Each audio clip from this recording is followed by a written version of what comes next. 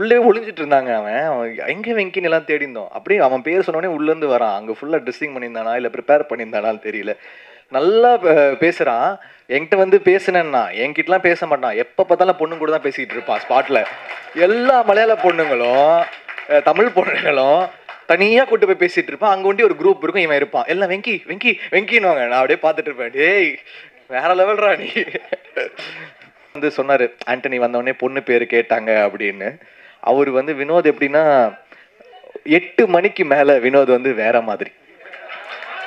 Phone வரும், இது எடுக்கலாமா வேணாமா, இவன் வேற விவகாரம் பிடிச்சவனாச்சு, அரை மணி நேரம் பேசுவானே, எடுத்தா வைக்க மாட்டானே ஃபோனை. அதுக்கப்புறம் நான் வந்து ஒரு நாள் வந்து அந்த ஃபைட்டர் தீனா நான் அவங்க கிட்ட சொல்லியிருந்தேன். வினோத்னாங்க. வினோதா உங்களுக்கு தெரியுமா அப்படின்னு. ஆமாம் நம்ம பையன் தான். அப்படியா, நைட்டு எப்படி பேசுவீங்களா அவரோட? ஐயோ அண்ணா அவங்கள ஒரு மாதிரினா அவன் நைட்டானா அவன் வேற மாதிரினா அவன் அப்படின்னாரு. அரை மணி நேரம் இல்லை, 1 மணி நேரம் இல்லை, பயங்கரமாக பேசுவான். நைட் வண்டி அவர் ஃபோன் வந்தால் யாரும் எடுத்துடாதீங்க. வந்திருக்கிற எல்லாருக்கும் என்னோட அன்பான முதல் வணக்கம். எனக்கு தமிழ் அவ்வளோ நல்லா பேச தெரியாது, கிராமர் மிஸ்டேக்ஸ் எல்லாம் இருக்கும். ஸோ ஏதாவது தப்பாக சொன்னால் மன்னிச்சிடுங்க.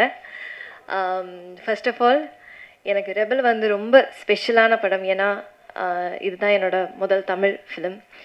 So it's so close to my heart and I am so grateful that I could work with such a great team along with G.V. Prakash sir, such a wonderful co-star, and all other brilliant actors. And இப்போ என்ன சொல்கிறது, எனக்கு இப்போ இங்கே நிற்கும் போதே நடுங்குது.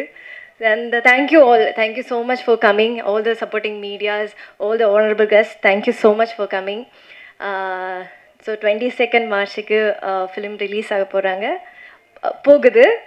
And I hope you all like it. Thank you so much.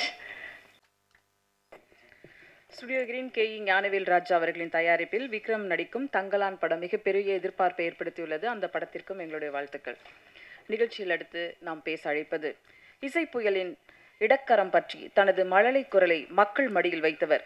18 வயதில் இசையமைப்பாளராக தமிழ் சினிமா இவரை அரவணைத்துக் கொண்டது. வெயிலோடு உறவாடி உருகுதே மருகுதே என்று வரும்போதே இளசுகளின் இதயம் வருடியவர். மெலடிகள் பல வாரி இறைத்து வழங்கிய 1000ல் ஒருவன். இசையில் சஞ்சரித்து இசையில் ஆழ்ந்து இசையில் ஆர்ப்பரித்த இவரை வெள்ளித்திரை கதாநாயகனாக டார்லிங் என தோள் தூக்கி உச்சி முகந்து கொண்டாடியது தமிழ் சினிமா. பென்சில், நாச்சியார், சர்வம், தாளமயம், வாட்ச்மேன், பேச்சுலர் என்று, ஜெயில் என்று பல காதல் கதைகள் தந்தவர் இன்று ரிபேல், இடிமுழக்கம் என்று அடுத்ததாக ஆக்ஷனுக்கு பரவுகிறார். தன்னிடம் ஆற்றல் மிக்க 100 இளைஞர்களை தந்தால் போதும், உலகத்தையே மாற்றியமைக்க முடியும் என்றார் விவேகானந்தர். 10 நண்பர்களை படத்தில் வைத்துக்கொண்டு ரிபேல் மூலம் ஒரு மாணவ புரட்சியை, கல்வியை கையில் தொடங்குகிறார் ஜிவி. பிறை தேடும் இரவிலே உயிர் தேடிய ஒப்பற்ற பன்முக கலைஞன், இசை அசுரன், த ரியல் ரிபேல் ஜிவி அவர்களை உங்கள் முன் பேச அளிக்கிறோம்.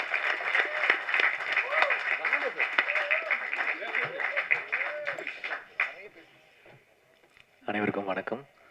முதல்ல இங்கே வந்திருக்கிற ரஞ்சித் சாருக்கு, டி சிவா சாருக்கு, சக்தி சாருக்கு என்னுடைய தேங்க்ஸ். வந்திருக்கும் பத்திரிகை சகோதர சகோதரிகளுக்கு என்னுடைய நன்றி. ரஞ்சித் சார் வந்து தங்கலான் நாங்கள் சேர்ந்து பண்ணிகிட்ருக்குறோம்.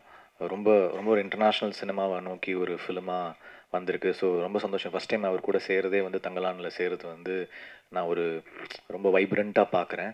அகெயின் ஸ்டுடியோ கிரீன் ரொம்ப வருஷம் கழித்து திருப்பி சேர்றோம். ஸ்டுடியோ கிரீன் எப்படி ரஞ்சித் சாருக்கு வந்து அட்டக்கத்தியில் அவர் லைஃப்பை ஸ்டுடியோ கிரீன் ஆரம்பித்து கொடுத்தாங்களோ, என்னோட ஆக்டிங் கரியர் வந்து டார்லிங்கில் தான் ஆரம்பிச்சது. ஸோ ஞானவேல் சாருக்கு நான் ரொம்ப நன்றி கடன் பட்டிருக்கேன். Thanks Gnanavel sir, Neha ma'am, Dhananjayan sir இந்த மொத்த ப்ராஜெக்டை எடுத்து பண்ணியிருக்காங்க.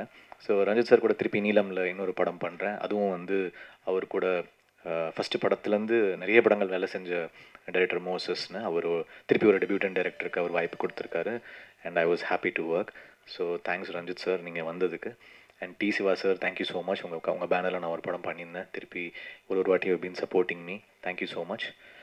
சக்தி சார், அவர் படம் பார்த்துட்டார் 2 நாள் முன்னாடி. அதனால ரொம்ப பிரைட்டாக வந்து பேசினார். அந்த அந்த இதுலேயே ஒரு அந்த டோன்லேயே லெவல் கொஞ்சம் வால்யூம் கொஞ்சம் ஜாஸ்தியாக இருந்துச்சு.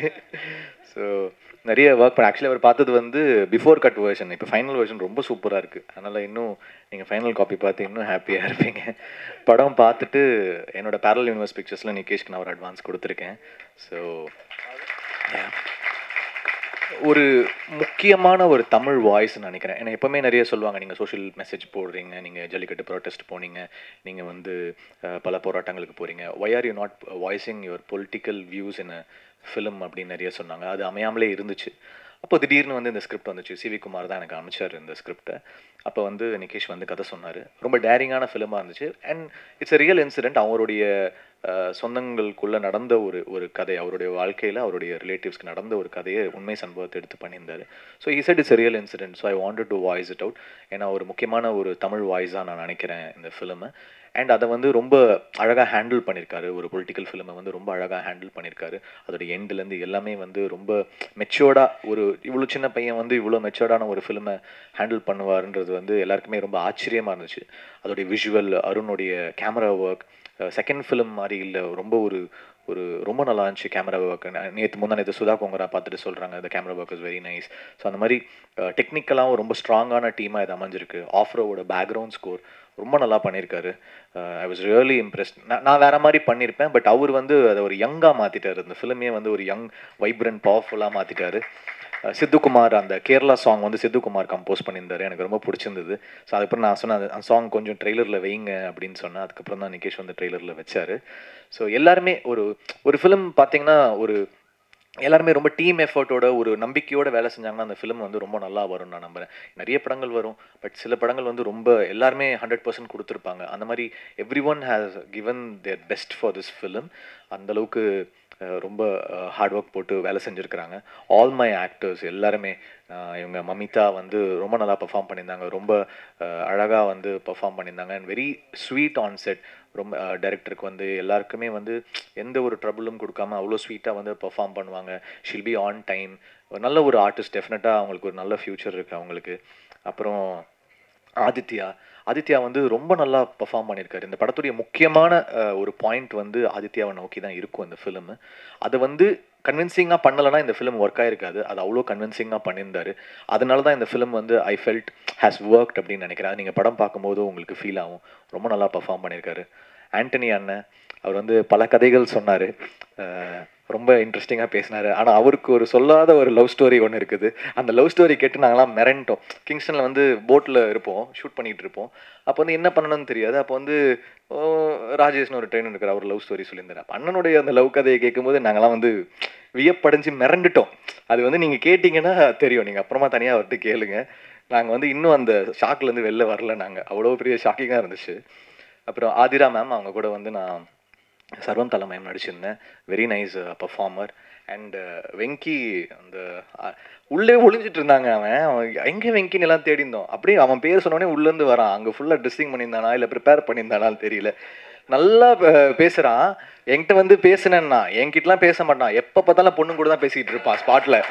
எல்லா மலையாள பொண்ணுங்களும் தமிழ் பொண்ணுங்களும் தனியாக கூட்டு போய் பேசிகிட்டு இருப்பான். அங்கே ஒண்டி ஒரு குரூப் இருக்கும், இவன் இருப்பான். எல்லாம் வெங்கி வெங்கி வெங்கின்னுவாங்க. நான் அப்படியே பார்த்துட்டு இருப்பேன். டேய் வேற லெவல்ரா நீ. இப்போ நீங்கள் வெளில பார்த்தீங்கன்னா தெரியும், எல்லா பொண்ணுங்களையும் கரெக்டாக கூப்பிட்டு பேசிடுவான். ஸோ உங்களுக்கு நல்ல ஃப்யூச்சர் இருக்குது வெங்கி. ரொம்ப நல்லா பண்ணியிருக்காரு. His got one nice eyes. எனக்கு ஏதோ பிருத்திவிராஜை பார்க்குற மாதிரியே இருந்துச்சு. எனக்கு அவருடைய ஸ்க்ரீன் ப்ரெசன்ஸ் பார்க்கும்போது maybe his eyes and his nose features நினைக்கிறேன். ரொம்ப நல்லா பண்ணியிருக்காரு. அண்ட் இன்னொரு ஆர்டிஸ்ட்டும் பண்ணியிருந்தார் அவர் கூட. அவரும் ரொம்ப நல்லா பண்ணியிருந்தாங்க. 2 வில்லன் கேரக்டர்ஸ் பண்ணியிருந்தாங்க. ஆல் மலையாளம் ஆக்டர்ஸ் எல்லாரும் ரொம்ப நல்லா பர்ஃபார்ம் பண்ணியிருந்தாங்க. வினோத் வந்து எல்லாருமே வந்து சொன்னார், ஆண்டனி வந்தவொடனே பொண்ணு பேர் கேட்டாங்க அப்படின்னு. அவர் வந்து வினோத் எப்படின்னா 8 மணிக்கு மேலே வினோத் வந்து வேற மாதிரி. ஃபோன் வரும், இது எடுக்கலாமா வேணாமா, இவன் வேற விவகாரம் பிடிச்சவனாச்சு, அரை மணி நேரம் பேசுவானே, எடுத்தா வைக்க மாட்டானே ஃபோனை. அதுக்கப்புறம் நான் வந்து ஒரு நாள் வந்து அந்த ஃபைட்டர் தீனா நான் அவங்க கிட்ட சொல்லியிருந்தேன். வினோத்னாங்க. வினோதா உங்களுக்கு தெரியுமா அப்படின்னு. ஆமாம் நம்ம பையன் தான். அப்படியா, நைட்டு எப்படி பேசுவீங்களா அவரோட? ஐயோ அண்ணா அவங்கள ஒரு மாதிரி நான் அவன் நைட்டானா அவன் வேற மாதிரி நான் அவன் அப்படின்னாரு. அரை மணி நேரம் இல்லை, 1 மணி நேரம் இல்லை, பயங்கரமாக பேசுவான். நைட் வண்டி அவர் ஃபோன் வந்தால் யாரும் எடுத்துடாதீங்க. நான் வந்து 8 o'clock மேலே அவனை சைலண்டில் போட்டுருவேன்னு நினைக்கிறேன். வெரி நைஸ்ப்பா, நைஸ். ஸோ கூட ஒர்க் பண்ண all the technicians, every one, art director, the cameraman, the co-composers Afro and Sidhu, the lyric writers, எல்லாருக்குமே thanks Dhananjayan sir, thanks Neha ma'am, thanks Gnanavel sir. கண்டிப்பாக ஞானவேல் சாருக்கு வந்து இந்த படம், இந்த இயர் வந்து ரொம்ப முக்கியமான இயர். நான் வந்து அவர் கூட பண்ண எல்லா படங்களும் சென்டிமெண்ட்டாக ஹிட். கொம்பன் பண்ண ஹிட்டு, டார்லிங் பண்ண ஹிட்டு, த்ரிஷா நயன்தாரா பண்ண ஹிட்டு. அதுக்கப்புறம் நாங்கள் கொஞ்ச நாள் பேசாமல் இருந்தோம். அதுக்கப்புறம் எப்போவுமே அது நடக்கிறது தான் அது. அதுக்கப்புறம் ரொம்ப நாள் கழித்து திருப்பி வேலை செய்யலாம் அப்படின்றது வந்து தங்கலான்லேயும் ரெபல்லையும் ஆரம்பிச்சிருக்கு. ஸோ இந்த இயர் நான் வந்து ஒரு பெரிய ஹிட் ஸ்ட்ரீக் நான் பார்க்குறேன் ஞானவேல் சாருடைய பேனரில். ஸோ பயங்கரமாக இருக்கும். ஸோ பெஸ்ட் விஷஸ், உங்கள் எல்லாரோட சப்போர்ட்டும் வேணும். இது வெறும் it's not a normal cinema, it's a very powerful voice. So I hope உங்கள் எல்லாருக்கும் பிடிக்கும் நான் நம்புகிறேன். தேங்க்யூ. நிறைய ப்ரிப்பேர் பண்ணியிருந்தேன். அக்கா கொடுத்த இன்ட்ரோவில் எல்லாமே மறந்துச்சு. அப்புறம் ரெபல் இந்த படம் வந்து ஸ்டுடியோ க்ரீனில் நான் பண்ணுறதுக்கு ரொம்ப சந்தோஷப்படுறேன். ஏன்னா நான் இந்த கதை சொல்ல போகும்போது எனக்கு ஜஸ்ட் ஒரு 24 வயசு தான் ஆயிருந்தது. அப்போவுமே ஞானவேல் சார் வந்து என் மேலே நம்பிக்கை வச்சார். அதுக்கப்புறம் நான் படம் ஷூட் பண்ணிட்டு போயிட்டு ஒரு 10 நாள் எடுத்த ஃபுட்டேஜை போட்டு காமிச்சேன். அது வரைக்கும் பார்த்தவர் தான், இது வரைக்கும் படமே பார்க்கல. அப்போ இருந்து இப்போ வரை என்னை எந்த கேள்வியுமே கேட்டதில்லை. அது வந்து எனக்கு ரொம்ப பெருமையாக இருக்குது. இன்னொன்று, அவர் வந்து என் மேலே அப்போவுமே நம்பினது வந்து எனக்கு ரொம்ப ஆச்சரியமாக இருந்துச்சு. ஏன்னா சின்ன வயசில் வந்து இப்படி ஒரு பொலிட்டிக்கல் ரீதியான ஒரு கதையை சொல்லும்போது அதை பண்ணுறதுக்கு ஒரு தைரியம் வேணும். அது வந்து ஞானவேல் சார் ஏற்றுக்கிட்டதுக்கு நான் அவருக்கு பெரிய நன்றி சொல்லணும். அதே மாதிரி தான் ஸ்டுடியோ க்ரீனில் இருக்கிற நேகா மேடம், அவங்க தான் இந்த படம் வந்து ஃப்ளோருக்கு போகிறதுக்கு எனக்கு ரொம்ப சப்போர்ட் பண்ணாங்க.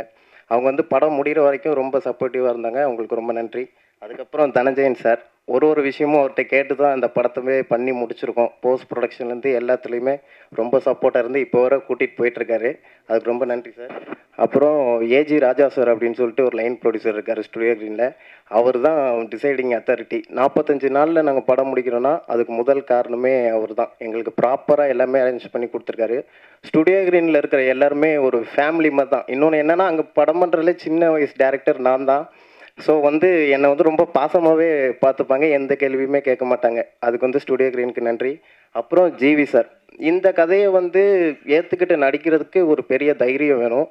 ஆனால் இந்த கதையை கேட்டதுமே நான் பண்ணுறேன், ஒரு தமிழுக்கான படம்னா நான் கண்டிப்பாக பண்ணுவேன் அப்படின்றத வந்து அவர் ஏற்றுக்கிட்டு பண்ணதுக்கு ரொம்ப நன்றி சார்.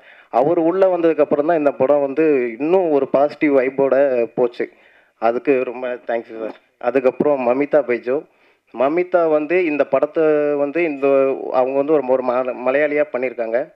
அவங்களுக்கு வந்து இந்த படத்தை படமாக பார்த்ததுனால மட்டுமே வந்து நடிச்சிருக்காங்க. அதுக்கு ரொம்ப நன்றி. அவங்களுக்கும் ஒரு தைரியம் வேணும். ஏன்னா ஒரு மலையாளியாக இருந்து அது ஒரு நீங்கள் படம் பார்க்கும்போது தெரியும், ஒரு ஆழமான கேரக்டர் அது. அதுக்கு ரொம்ப நன்றி மமிதா. அப்புறம் ரஞ்சித் அண்ணன், நான் ஃபஸ்ட்டு பூஜை போடும்போது சொல்லியிருந்தேன் அவர் ஒரு இன்ஸ்பிரேஷனு. இப்போ ஆடியோ லான்ச்சுக்கும் அவரே வந்திருக்காரு. ரொம்ப நன்றிண்ணா. அப்புறம் சக்தி சார் இந்த படத்தை ரிலீஸ் பண்ணுறாரு. இப்போ சமீபத்தில் அவங்க ரிலீஸ் பண்ண எல்லா படமுமே ஹிட் ஆகிருக்கு. அதே மாதிரி இதுவும் ஹிட் ஆகும் அப்படின்னு நான் நம்புகிறேன். அதுக்கப்புறம் என்னோடய டீம், அருண் ப்ரோ வந்து ஒரு பிரதர் மாதிரி. நான் என்ன நினைக்கிறேனோ அதை அப்படியே விஷுவலாக எடுத்து கொடுத்துருவாரு. ஒரு லவ்வர்ஸ் மாதிரி தான் இருப்போம். ஒரு வருஷமாக ட்ராவல் பண்ணிகிட்ருக்கோம். அவருக்கு ரொம்ப நன்றி. அப்புறம் எடிட்டர், அவரையும் ஒரு ரூமுக்குள்ளே பூட்டி அடைச்சி வச்சு தான் அந்த படத்தை பண்ணி முடிச்சுட்டு அதுக்கப்புறம் தான் நீங்கள் அப்புறம் கார்த்தி சார் படம் பண்ணிகிட்ருக்காரு. அதுக்கு போகணுன்னு சொல்லி அனுப்பியிருக்கேன். அவருக்கு ரொம்ப நன்றி. மற்ற என் டீம்மேட்ஸ் எல்லாருக்குமே நன்றி. அப்புறம் ஆர்ட் டைரக்டர் உதய அண்ணன், நான் என்ன நினச்சனோ அதை அப்படியே கொண்டு வந்து நிப்பாட்டிடுவார். அவருக்கு ரொம்ப நன்றி. அதுக்கப்புறம் என்னோடய அசிஸ்டன்ட் டைரக்டர்ஸ் எல்லாருமே ரொம்ப கஷ்டப்பட்டு உழைச்சிருக்கோம். பார்த்துட்டு சொல்லுங்கள். தேங்க்யூ.